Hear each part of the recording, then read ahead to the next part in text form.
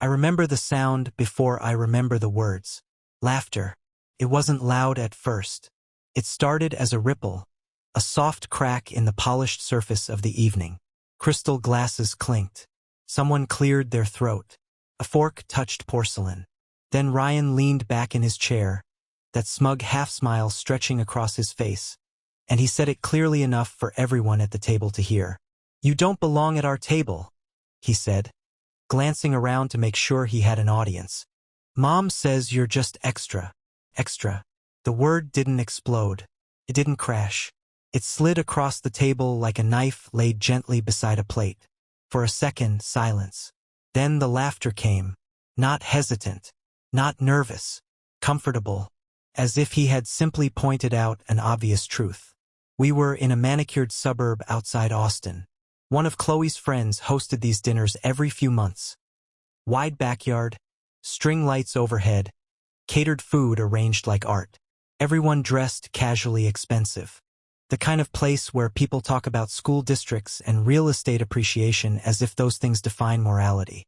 I paid for the car that brought us there. I paid for the clothes Ryan wore. I paid the insurance on the phone he was probably texting under the table. And still, at that table I was extra. I looked at Chloe when he said it. That was my mistake. I expected something, anything. Correction. A sharp, "Ryan, that's enough." A look of disapproval. Even a subtle touch on my arm under the table. Instead, her lips curved. Not fully, not proudly, but enough. A restrained smile. The kind people give when a child says something socially inappropriate but secretly accurate. She didn't defend me. She didn't deny it. And in that half-second, I understood something I had been refusing to see for years. This wasn't a joke that went too far. It was a truth that slipped out too easily. The host laughed loudest. "Kids, right?" he said, raising his glass. "They tell it how it is. How it is." I felt heat rise up my neck, but my face stayed still. I have always been good at that. Composure, control, endurance. I built my life on swallowing discomfort.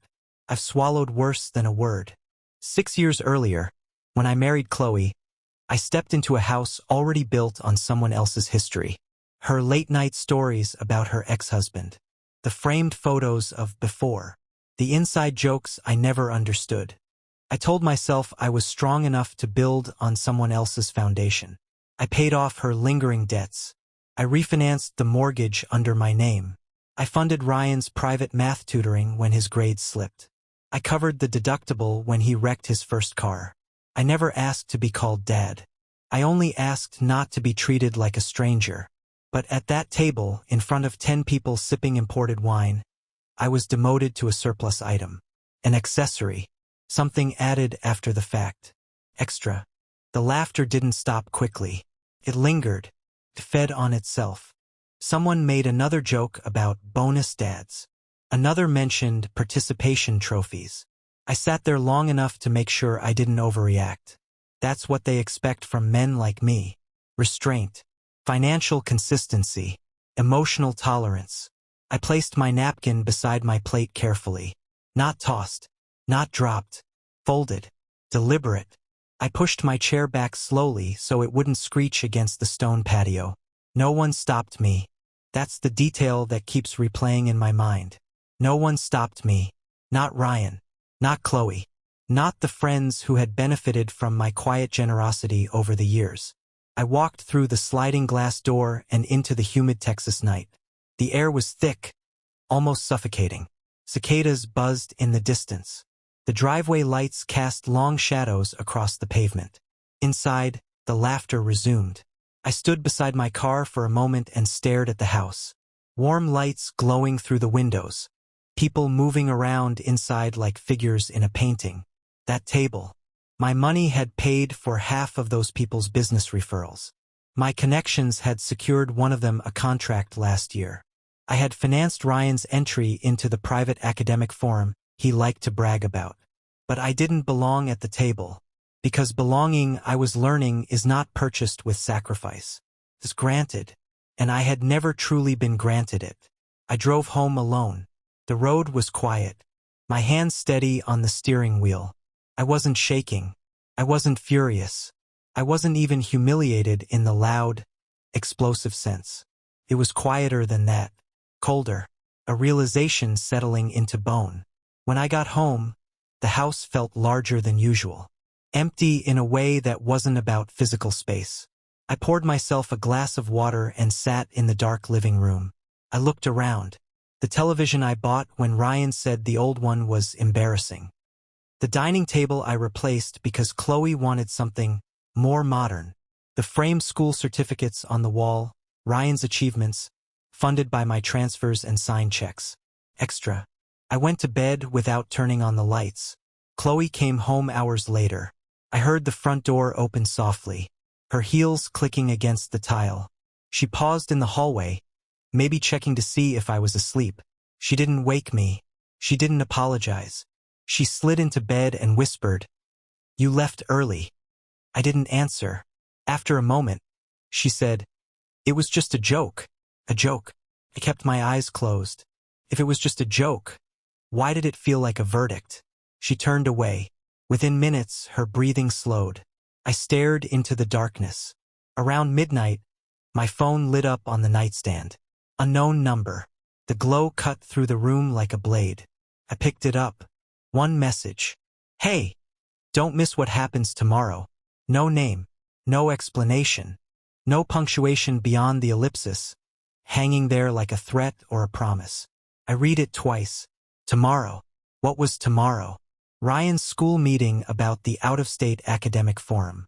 The final confirmation for the tuition installment I was scheduled to transfer. The insurance renewal for both boys. The automatic college savings contribution I had set up years ago. I didn't need a signature to understand the message. They were testing me. They wanted to see if I would show up smiling the next morning. If I would drive Ryan to school. If I would sign the papers.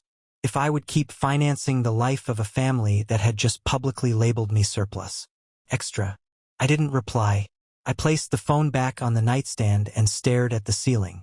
My mind replayed the scene over and over. Ryan's smirk. The laughter. Chloe's half-smile. The word echoed in the dark. Extra. I had mistaken endurance for strength. I had confused financial provision with emotional authority.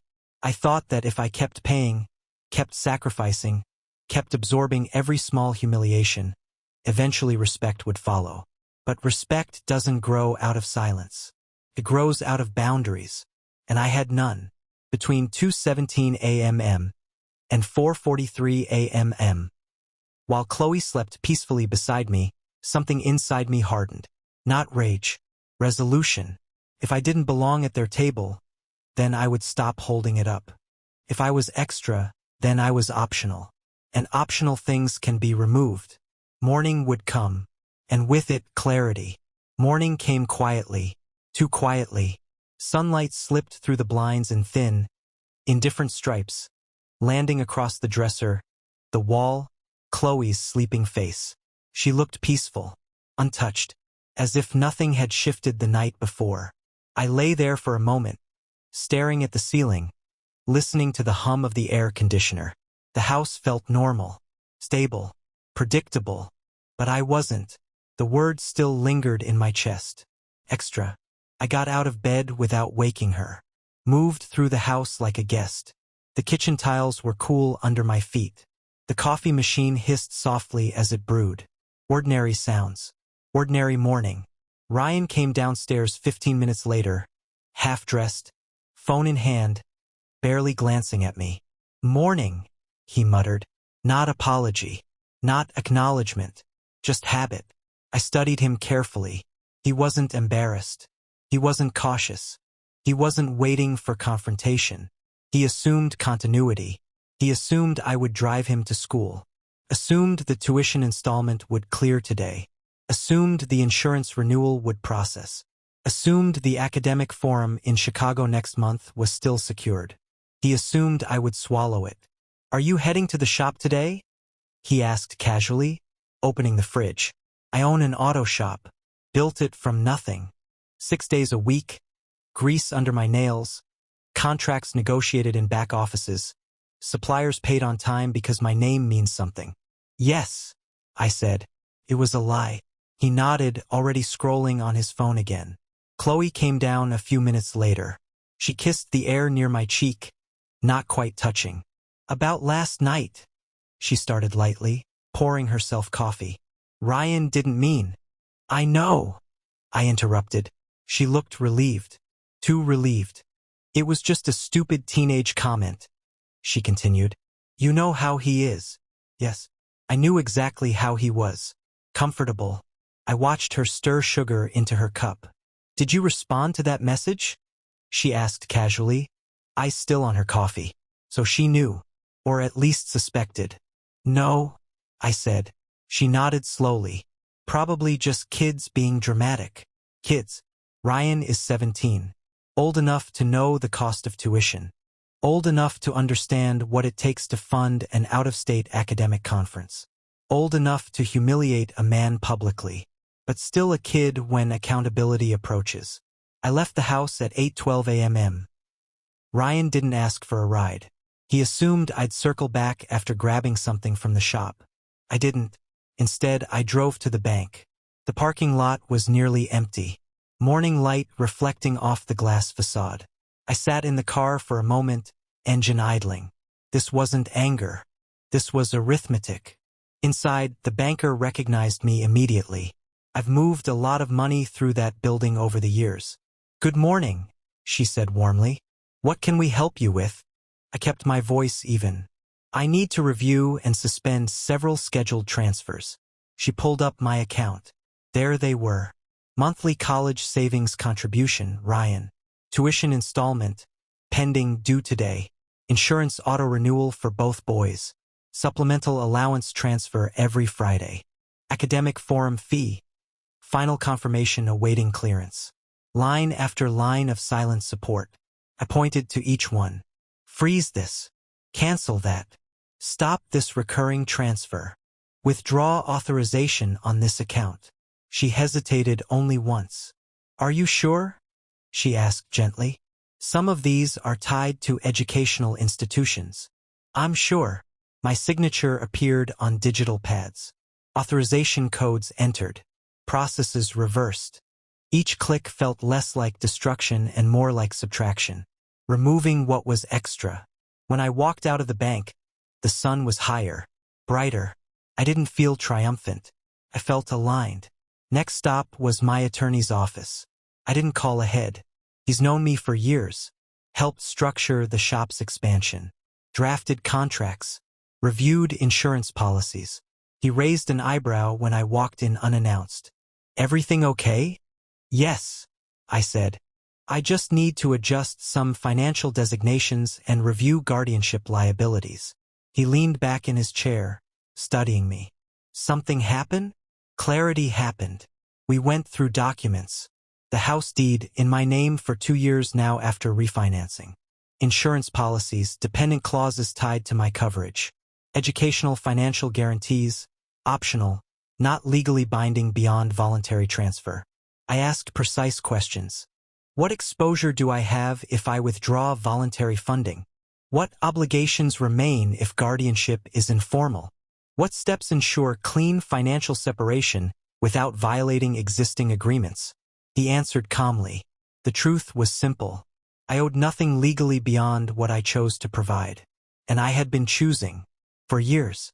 By noon, everything was in motion. Transfers frozen. Insurance suspended pending payment confirmation. Tuition installment halted. Allowance disabled. I sat in my car afterward and turned off the engine. Silence. No dramatic music. No shouting. Just the sound of my own breathing. For 6 years, I had mistaken generosity for obligation. Now I was testing the difference. At 1:47 p.m., Chloe called. I didn't answer immediately. Let it ring. Then I picked up. What happened? She demanded. Her voice was tight. What do you mean? I asked calmly. The school just called. Ryan's academic forum participation was flagged because funding wasn't confirmed. They said the tuition installment didn't clear. Pause. Insurance also shows pending suspension. What is going on? There it was. The first crack. I stopped playing the role of extra, I said. Silence.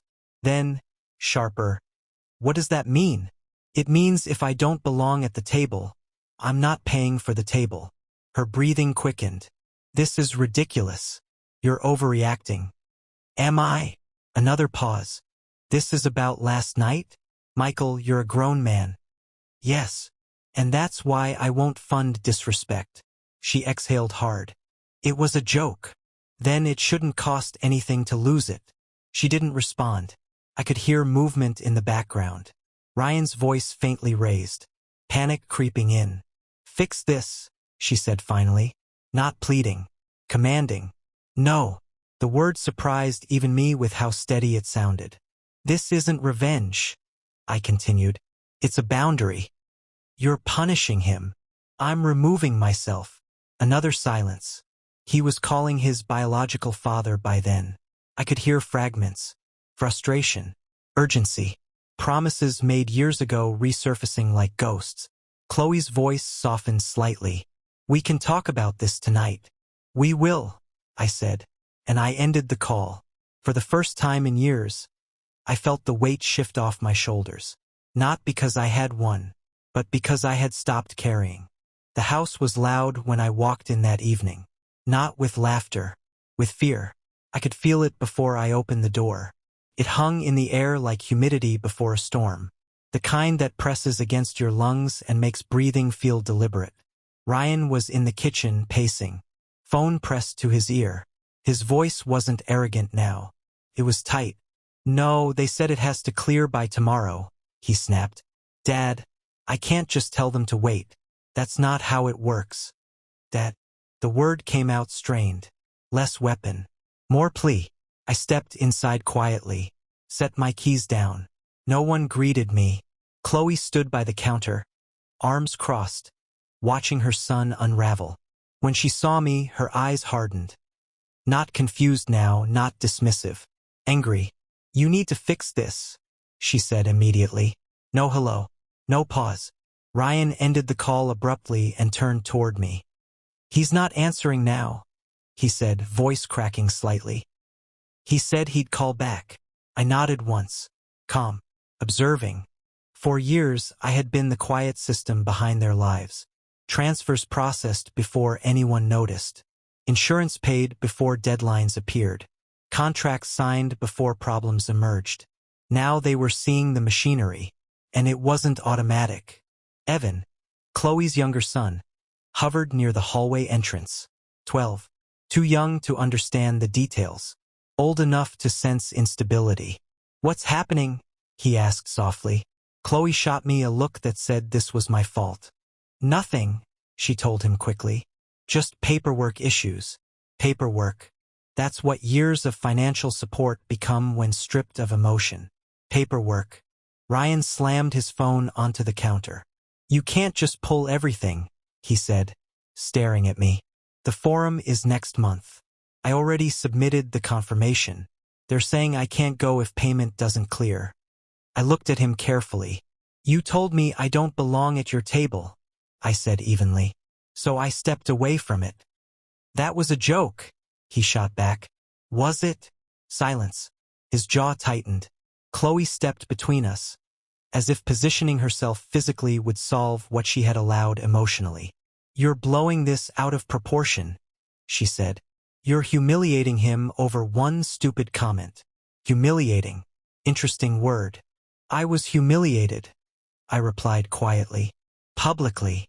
Her lips parted, then pressed thin. That's different. No, I said. It isn't. Ryan ran a hand through his hair, pacing again. Dad's not picking up, he muttered. There it was again. The biological father. The promise maker. The man who sent birthday texts and occasional checks that arrived late. For years, he had existed as a comparison. Real dad would let me. Real dad thinks. Real dad said. But real dad had never paid tuition. Real dad had never refinanced the house to secure better rates. Real dad had never sat at a kitchen table calculating which expense to delay so Ryan could attend an academic conference. Now the silence on the other end of that phone was louder than any laughter at a dinner party.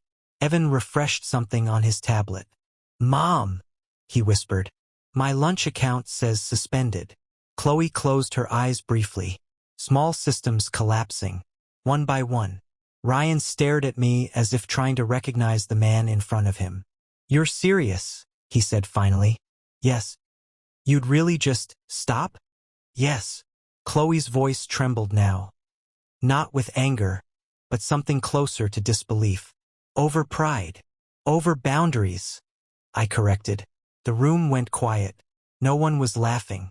Ryan tried calling again. Voicemail. He left a message this time. "Dad, call me. It's urgent. Urgent." I leaned against the doorway, watching the architecture of dependence reveal itself. They had never seen the full map of what ran through me. Loans taken under my credit.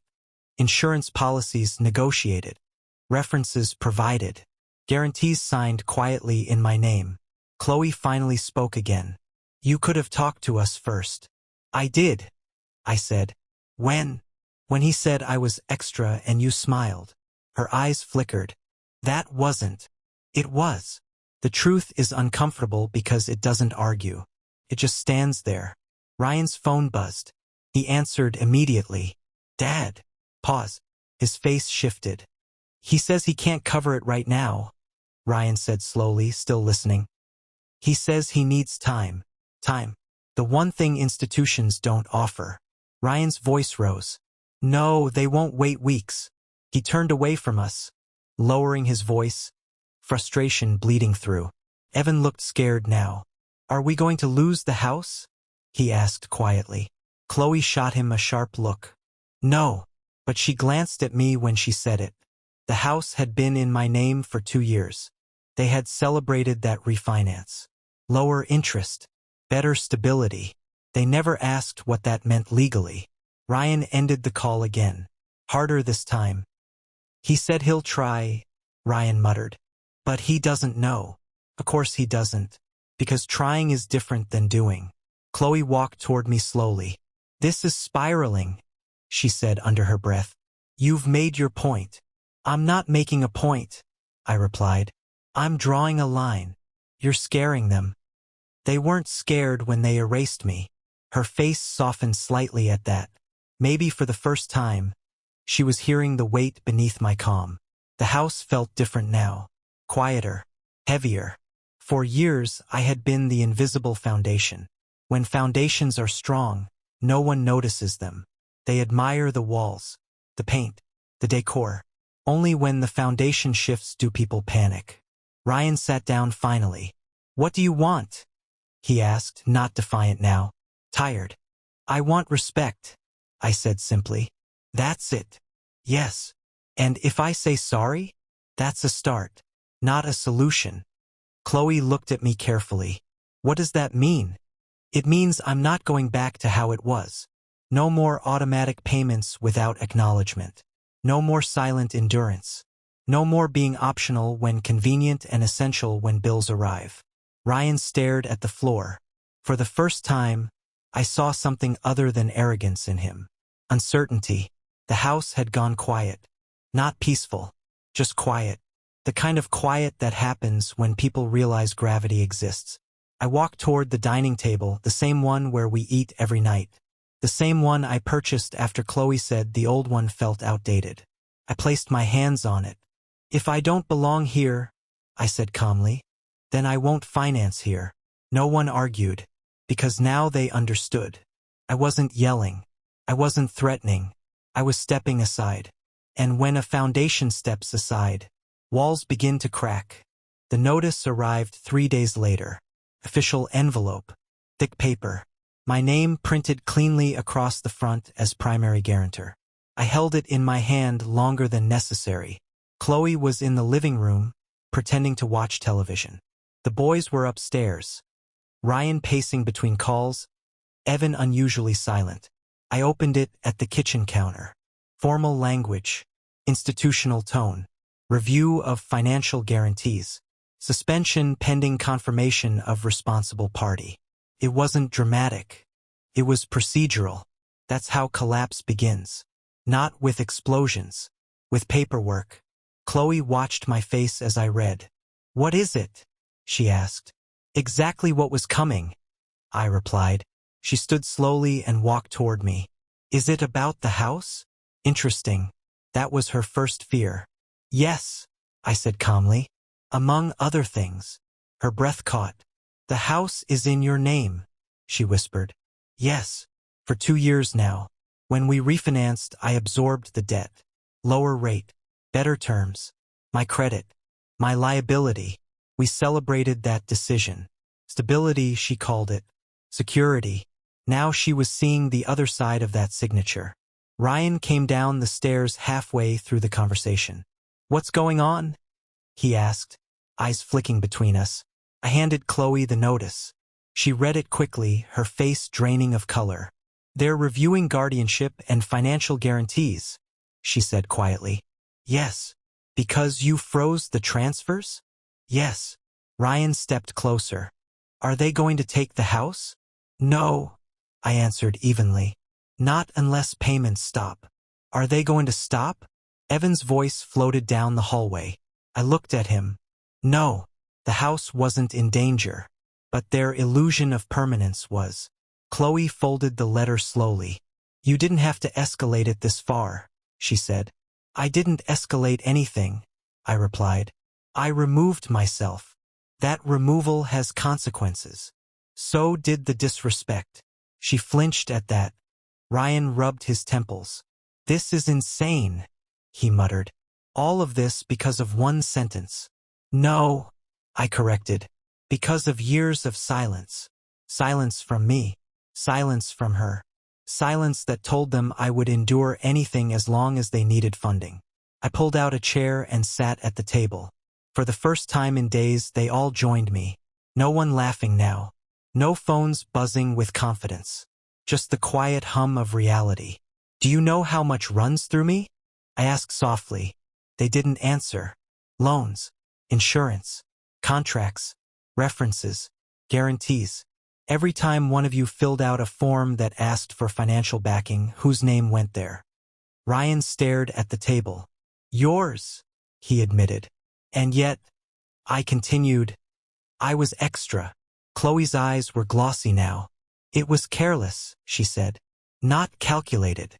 Careless disrespect is still disrespect." Ryan swallowed. "I didn't think." "No," I interrupted gently. "You didn't. That was the problem. You don't think about a foundation until it cracks." Evan looked between us, confused and scared. "Are we breaking up?" he asked suddenly. The room froze. Chloe's breath hitched. "No," she said quickly. I didn't answer immediately, because I didn't know. I wasn't threatening divorce. I wasn't storming out. I was doing something more disruptive. I was standing still. Chloe turned to me. "Tell him," she demanded softly. I looked at Evan. "We're not breaking up today," I said carefully. But something had broken. Ryan leaned back in his chair. "What do you want me to say?" he asked quietly. "The truth," I replied. He hesitated. Then, "I shouldn't have said you were extra." Silence. It wasn't dramatic. It wasn't tearful. Just factual. And depressed. "And you've done a lot." A lot. That was as far as pride would let him go. Chloe placed a hand over her mouth. "He's a teenager," she whispered. "And I'm a man," I replied. "A man who refuses to be a wallet." The words hung heavy. Ryan looked up finally. "I was angry," he said. "You always act like you run everything." "I do run everything," I said calmly. "Financially." No one argued that. "Does that mean you control us?" He shot back. "No. It means I've been carrying you." Another silence. This one longer. Deeper. Chloe finally sat down. "For the first time," she said quietly, "I think I understand what you're saying." I studied her face. It wasn't defensive now. It was unsettled. "You've been the foundation," she continued, "and we treated you like furniture." That was closer to truth than anything said so far. Ryan exhaled slowly. "I didn't think you'd actually stop," he admitted. I know. That's why I did. Because assumptions are dangerous when built on someone else's endurance. The official notice lay between us on the table. Symbolic. Paper proof that stability is conditional. Chloe folded her hands. What happens now? She asked. I leaned back in my chair. Now, I said. We decide whether I'm part of this family or a funding source. No one spoke immediately. Ryan finally said it. You're not extra. It wasn't loud. It wasn't public. But it was real. Evan nodded quietly. Chloe looked at me as if seeing me without the filter of convenience for the first time. I should have corrected him that night, she whispered. Yes, I said. She closed her eyes briefly. I'm sorry. The apology felt heavier than Ryan's. Because she was the adult. She was the bridge. And she had let it crack. The house remained quiet that evening. Not tense. Not explosive. Reflective. They were seeing the architecture now. Seeing the invisible beams. And understanding something simple. When the foundation steps aside, the walls tremble. I didn't restore the transfers that night. I didn't rush to fix everything. Boundaries mean nothing if reversed at the first apology. But something had shifted. Not because they were afraid. Because they were aware. And awareness is the first cost of disrespect. I sat alone later in the living room. The same house. The same furniture. But the air felt different. Heavier with truth. Lighter with clarity. For years I had asked myself if endurance was strength. Now I know. Strength is knowing when to stop carrying people who pretend you're not holding them. So tell me, was I wrong to let the house go quiet? Or would you have kept paying to sit at a table where you were only ever extra? The house didn't explode. It didn't shatter. It shifted. And that was worse. 3 days after the notice arrived, I sat at the dining table alone. Same wood. Same chairs. Same quiet hum of the refrigerator in the background. But something fundamental had changed. No one laughed in this house anymore. Ryan walked differently now.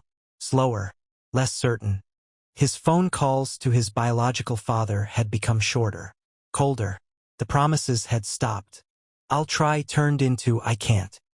I'll see what I can do turned into silence. Reality is brutal when it finally shows up. Chloe had stopped arguing. That was the real signal. Not the anger.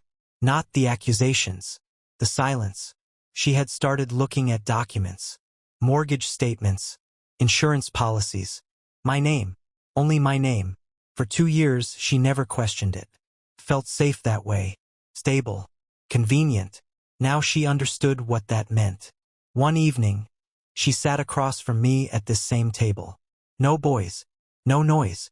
Just the two of us and the weight of truth. Are you leaving? She asked. Direct. American. No poetry. I looked at her carefully before answering.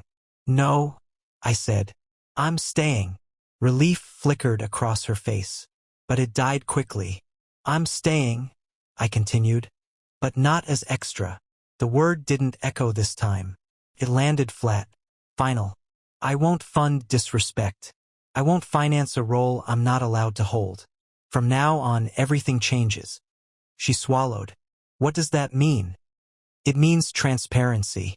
It means shared responsibility. It means your sons understand that if they want support, they show respect. Not perform it. Live it. She nodded slowly. And if they don't? I held her gaze. Then I don't. That was the line. Clear. Clean. American. No drama. Just consequence. The next morning I called the bank again.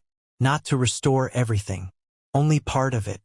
Ryan's tuition installment reinstated, but under a written agreement. Allowance gone. Insurance split responsibility. Academic forum. Conditional on behavior and shared contribution.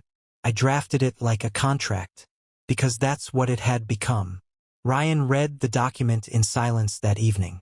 You're serious, he said. Yes. You want me to sign this? Yes. It wasn't about control. It was about acknowledgement. He looked up at me. You really would have let it all fall apart. I didn't blink. Yes. That's when he finally understood. Not because I yelled. Not because I punished him. But because I meant it. He signed. The pen scratched loudly in the quiet room. Evan watched carefully, learning something he would carry into adulthood. Respect isn't optional just because someone loves you. Chloe signed too. Not as surrender, as recognition. The house felt different after that. Not warmer, stronger. There were no dramatic apologies. No tearful family embrace. Just adjustments. Ryan started saying thank you. At first awkward, forced, then real. Chloe corrected him when his tone slipped. Not gently, firmly, because now she understood the cost of silence. Weeks passed. The academic forum happened. He went. Not because I restored everything blindly, but because he earned it. Earned is a powerful word. One night we sat at the table again. Just us. Dinner quiet but not tense. Ryan looked at me before speaking. I was wrong, he said. No smirk. No audience. You're not extra. I studied him carefully. I know, I said, because now he did too. I didn't hug him. Didn't turn it into a sentimental moment. Respect isn't a performance. It's consistency. Chloe reached for my hand under the table. This time I didn't pull away. The house still stands. The mortgage is still in my name. The foundation is still me. But now everyone knows it. And when a foundation is acknowledged, it doesn't need to threaten collapse to be respected. I didn't leave. I didn't destroy everything. I recalibrated. Because walking away would have been easy. Staying with boundaries was harder. So tell me, was I wrong to let it crack before I fixed it? Or would you have kept smiling at a table where you were nothing more than extra?